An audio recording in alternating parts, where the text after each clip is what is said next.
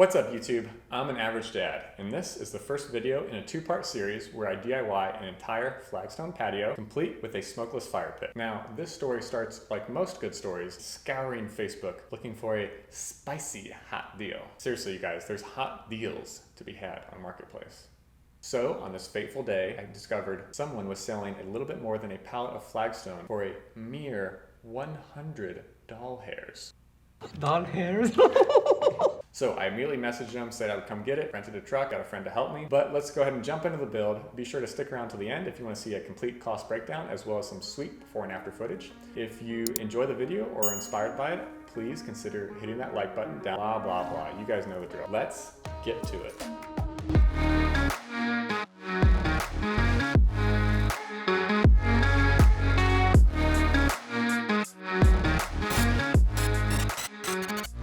This is the fire pit that came with our current house. Leaves a little bit to be desired.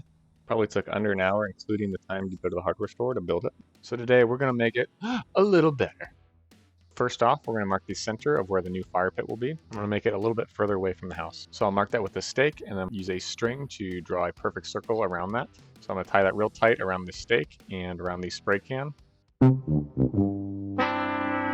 Not. So I'll go ahead and retie that and try again. And this circle I'm drawing is about 15 feet in diameter.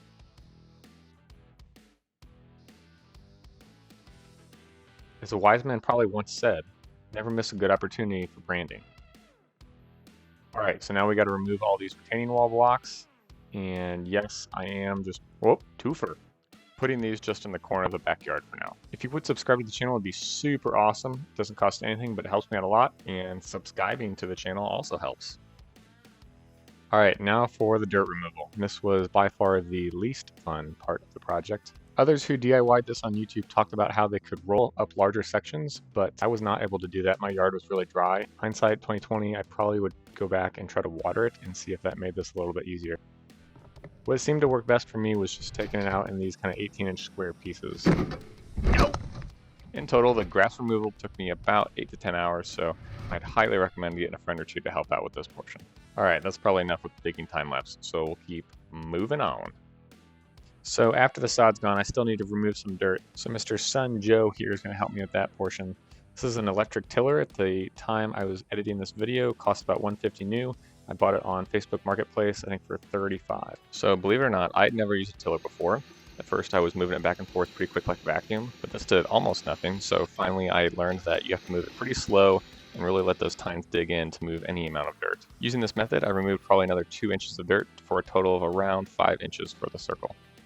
So after doing that for a couple hours, now you can see we have a nice kind of evenly flat base that's a couple inches below where the sod was. Next is the sand and rock. So this is what a half ton of sand and 2.5 tons of rock looks like. For the rock, I'm using AB3 gravel, which is crushed limestone. That makes a great base layer because the particles vary in size a bunch and are jagged, so it packs together really well.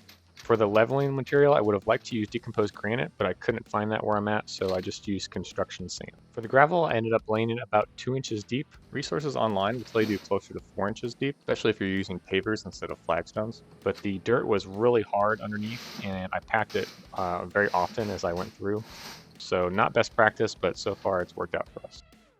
To pack it down as I went, I used a hand tamper I got from Nards for about $40.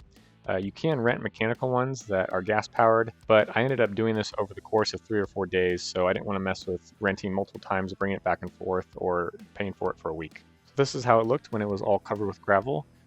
It was a little bit too sloped away from the house, so I decided to go back and add a little bit more the next day. You can see here I'm getting a little bit of help from my neighbors. I think they probably felt sorry for me trying to move 5,000 pounds of material to the backyard all by myself. I would highly recommend having good neighbors. It's been really great being friends with the people who live next to us. Anyway, you can see as we go along, we are checking to see if it's still sloped a little bit with the level attached to that 12-foot board, and then tamping it down often. And then here doing chair check to see if it feels a little bit too reclined, and then we'll refine the center since it's now covered in gravel. Before I lay the flagstone, I'm going to go ahead and make the brick ring around the fire pit so I know where those edges will be at. To do this, I used 2 different block sizes from Menards that were also different colors. When I bought them, I wasn't sure exactly what pattern would work best, so I'm laying them out here and ended up going with 2-1-1 for the large brick pattern, repeating with a small brick in between each. After I have that pattern set, I'm going to go ahead and remove a few bricks and then use sand and the mallet to make sure this bottom ring is absolutely as level as I can get it. About half my time with the bricks was spent on this first ring, just because obviously everything else will be stacked on top of that, so it's important to spend the time to get this first part right. So after I check that again with the level and we're looking good, I'll go ahead and move on to the second ring. I'll go over this more in the next video that solely concentrates on the smokeless aspect of the fire pit, but in order to make it smokeless, I'm going to go ahead and remove a couple bricks on the second row to promote airflow to help create a clean and quick burn. So with those bricks removed, then I can go ahead and do the third row, and then last but not least, the fourth row. So that bottom row will be partially covered by sand and flagstone, and then we'll have 3 full rows exposed on top. So there's the finished fire pit surround. Finally, after all that prep work, it is time to start placing flagstones. I'm going to start by outlining the fire pit ring, so I'll place about 1/2 inch to inch of sand around there, and then pick the stones that will best outline it. So here is that inner ring once it's been placed. Now I'll go ahead and work on the exterior outline of the patio. At the very end, we'll be working with really small pieces, and I didn't want those to be on the outermost edge, so we'll go ahead and do the outside now and use the largest stones that we have. And as I go, I'll adjust the sand underneath each stone by hand to make sure it doesn't rock and sits nice and flat. You can also see I've unstacked the rest of the flagstone and placed it around the patio so I can kind of see what I'm working with, as well as having the added bonus of killing as much of my grass as possible. While I'm playing Tetris here, we'll go over the cost. So the flagstone themselves were $100. The truck to get them home was $77. The sand and gravel delivered was $167. And then the fire pit surround bricks were also $167. What a coincidence. Which brings us to a grand total of $511. If I would have hired a professional to do this, it probably would have cost somewhere between $3,500 and $4,500. With a savings of over $3,000, this was an exceptionally spicy hot deal. I give it 4 cayenne peppers. So now I'm in the final stage, as you can see, and there's just a few spots open. And at this point, spent probably twice as much time just looking around, seeing what would fit as placing the stones. About this time, the pieces I had left were getting to be too big, so this is my high-tech way of breaking them into smaller pieces. Please note, I did not have safety glasses on during this. Please do not follow my example. I should have been wearing safety glasses. But this is just one of those retaining wall blocks from the old fire pit, and worked decently well just to break those up into smaller pieces in a hurry. So now I'll go around and fill in those larger gaps with those pieces and some sand. Now it's starting to really look like a finished patio. The last thing to do is fill the remaining cracks with sand. So here you can see I'm packing it down. I used, like I said earlier, just the construction sand instead of polymetric sand, which will harden and become kind of like concrete. I wasn't sure how much this would settle over the first year, and so just wanted to opt to add more sand later if needed instead of using the polymeric sand. But packing it down really didn't do much. I ended up moving some of the stones. If I did this again, I would just spread it out and kind of let the rain settle it into place.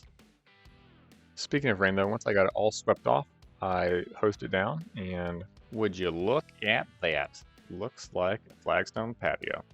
Sure does look swell, Clark. So here's what it looked like before and after.